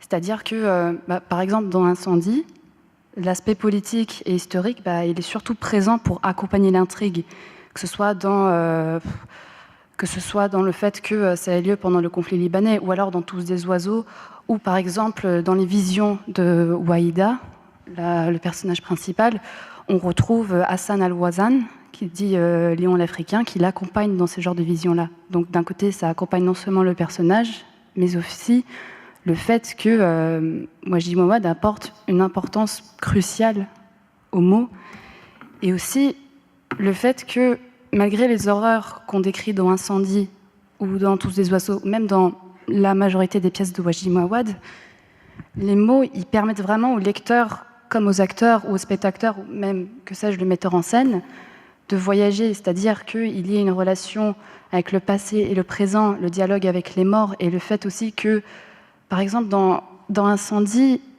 Nawal passe la fin de sa vie dans le silence. Et ce qui est assez étonnant, c'est qu'au final, elle a d'autant plus de choses à dire que lorsqu'elle était encore vivante avec ses enfants. Et on le voit déjà dans la structure de la pièce. Que, par exemple, on voit des monologues qui font 10 pages ou 5, là j'exagère beaucoup, mais, ou même que ce soit des dialogues très très courts. On voit que, par exemple, les mots, au final, ils peuvent tout autant être importants que le silence. Et parfois, ça peut être assez ambigu parce qu'ils peuvent être une source de conflit, tout comme une sorte de façon de faire face à la violence, de faire face à des conflits familiaux ou amoureux. Et on peut voir ça dans les lettres données à Simon, à Jeanne, dans Incendie, ou aussi le fait, déjà le fait que Wajdi Mouawad en écrit une pièce entière, ça en dit beaucoup. Et j'aimerais bien vous lire un passage d'Incendie qui en parle beaucoup par rapport à la force des mots et à quel point ça peut être aussi important que les actions en eux-mêmes. C'est Nawal qui dit « J'ai fait une promesse à une vieille femme d'apprendre à lire, à écrire et à parler pour sortir de la misère, sortir de la haine. Et je vais m'y tenir à cette promesse, coûte que coûte. Ne haïr personne, jamais, la tête dans les étoiles, toujours. C'est une promesse à une vieille femme qui n'est pas belle, pas riche, pas rien de rien, mais qui m'a aidée, s'est occupée de moi et m'a sauvée. » Donc d'un côté, ils utilisent vraiment cela comme sorte de bouclier, mais en même temps, ça permet aussi aux personnages, ou à Wajdi Mouawad, ou aussi aux spectateurs eux-mêmes de s'identifier.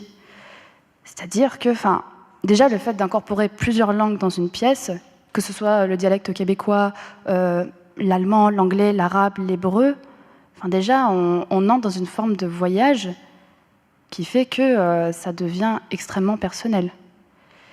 Et on peut se poser la question, est-ce que l'identité, au final, c'est seulement défini par son ADN, ou est-ce que ça se définit en fonction de son environnement, ou bien au contraire des mots que nous sommes en train de décrire, ou des batailles que nous sommes en train de faire face? Et alors moi, je pourrais prolonger justement ce que vient de dire Léa, en évoquant donc Tous des oiseaux, dont vous avez fait état tout à l'heure, Jacques Nerson. Donc cette pièce polyphonique, transgénérationnelle, une véritable fresque où Wajdi Mouawad interroge donc les sources à la fois de la langue, de la famille et de la religion. Une fresque, et cela rejoint ce qui vient d'être dit également, qui met en scène une identité mouvante, poétique et fébrile.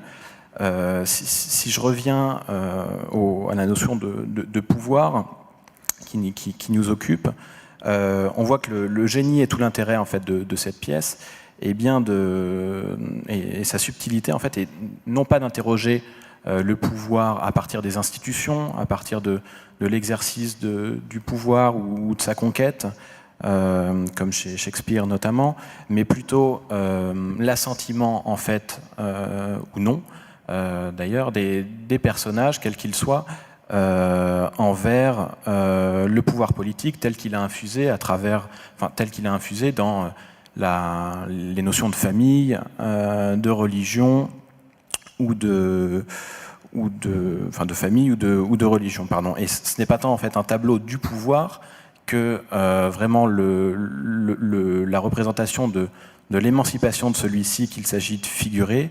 Le pouvoir chez Mouawad, ce sont bien plus que des conquêtes, comme je viens de le dire, des limites que les personnages tentent de dépasser. Et c'est en ce sens qu'on s'aperçoit que le pouvoir n'est pas uniquement politique chez lui, il est également symbolique et fondamentalement historique. Et je rejoins ce qui vient d'être dit, et se déduit d'une certaine manière des lieux où s'ancre l'intrigue. Et la question qui nous est venue à l'esprit, à Léa et à moi-même, donc s'adresse peut-être prioritairement à vous, Thomas Joly, c'est de savoir ce que vous attendez du spectateur, en fait, parce qu'on sort de cette pièce Tous des oiseaux en se disant, bon, voilà, Et maintenant, que faire? On est un peu, comme l'a dit Jacques Nerson tout à l'heure, ça reste très ouvert. Et la question est de savoir en fait quel rôle vous attribuez au spectateur en mettant en scène le pouvoir. Est-ce que vous attendez qu'il soit un simple réceptacle ou autre, comme vous l'avez suggéré tout à l'heure? Non, je crois que c'est le rôle même du théâtre en règle générale. Il est fait pour les gens en face, pour nous tous, parce que les artistes ne sont pas différents des gens. Moi-même, je suis spectateur de temps en temps aussi. Ce que je veux dire par là, c'est que si le théâtre ne nous donne pas... Le théâtre est un art, mais c'est aussi un outil d'art. C'est un outil. Je crois que c'est un outil sociétal, Villard. Il s'agit d'abord de faire une société, après quoi, peut-être, nous ferons du bon théâtre. C'est-à-dire que la question de bon ou mauvais, de bonne pièce ou mauvaise pièce, elle est après seulement que la société soit faite. Or, la société étant défaite, et pour 1000 raisons différentes, à des endroits elle est bien faite, d'autres elle est mal faite, là elle est défaite, là il faut la refaire, enfin bon voilà, bon. Et bien lui il dit ça au moment où il crée le Festival d'Avignon, après la Seconde Guerre mondiale, dans une ville loin de Paris, où dès la deuxième année il va mettre des auteurs allemands, Büchner notamment, au programme d'Avignon, la deuxième édition, comme une volonté de consolider, de consoler et aussi de réconcilier les nations. Donc tout ça pour dire que c'est un outil sociétal, je crois, qui nous permet non seulement de nous rencontrer, de nous penser soit seul et soit moi avec toi avec moi, etc. Et avec moi aussi. Et avec toi aussi, pas de souci. Et avec chacun, pour que, à un moment donné, on puisse exister et être, enfin, je veux dire, vivre. La question du vivre ensemble, elle est posée par le théâtre depuis qu'il existe, notamment pour ça. En cela, elle est politique. Et c'est à cet endroit-là que moi, j'attends que le spectateur qui sort d'un de mes spectacles ou de n'importe quel spectacle se dise: en fait, j'avais jamais pensé à ce truc-là, mais peut-être que, paf, la question de l'identité, du genre, toutes les questions, en fait, sont les bienvenues à partir du moment où on est tout à coup en activité. Voilà. Jacques Nerson, sur la représentation du pouvoir chez Wajdi Mouawad. Pas spécialement chez Wajdi Mouawad, chez tout auteur intéressant, et nous sommes constamment ballottés. Et c'est le principe même de Tous des oiseaux. Je voudrais juste vous dire que le thème, enfin le sujet de Tous des oiseaux a déjà été traité par un auteur qui s'appelait Henri Bernstein à la Belle Époque. C'est une pièce qui s'appelle Israël, et c'est une pièce où on voit le prétendant au trône de France, le comte de Paris d'époque, enfin le jeune comte de Paris, qui est très antisémite et qui rencontre dans une brasserie un juif très riche qui représente pour lui tout ce qu'il déteste, qui le provoque en duel. Et sa mère lui dit: eh ben non, tu peux pas te battre contre lui parce que c'est ton père. Et il le vit très mal. Merci beaucoup Antoine et Léa. Un mot de conclusion, très rapidement, si vous en avez envie. On a largement débordé, mais je crois que ça valait le coup. Je reprendrai juste la question. Qu'est-ce qu'on attend du public? C'est une bonne question, mais je pense que ce que disait Thomas Joly, c'est les comédiens eux-mêmes, les metteurs en scène, les écrivains, les dramaturges se posent d'abord la question: qu'est-ce qu'ils attendent d'eux-mêmes? Pourquoi cette pièce? Pourquoi écrire ceci? Pourquoi j'ai joué cette pièce? Si on arrive à répondre à cette question-là, le public fera sa propre interprétation. Et pour les meilleures pièces, vraiment sa propre interprétation. Un mot de conclusion, Thomas Joly. Moi, ce qui me ressort, je trouve, de tout ce qu'on s'est dit, c'est que dans la tangente entre théâtre et pouvoir, le point de rencontre, j'ai la sensation, c'est quand même la population.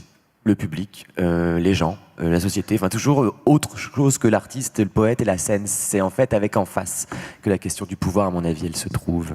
Jacques Nerson. Eh ben moi, c'est presque un slogan de publicité, je dirais comme une bouteille d'orangina, secouez-moi. C'est-à-dire que, par exemple, quand j'ai vu le dernier spectacle de Joël Pomera, Fin de Louis, eh bien, j'étais tantôt pour les révolutionnaires les plus montagnards, tantôt pour les autres. Je ne savais plus où j'étais. Et ça, c'est une sensation extraordinaire, délicieuse et très, très excitante. Merci beaucoup Thomas Joly, merci Yann Brailovsky et Jacques Nerson d'être venus ce soir. Merci.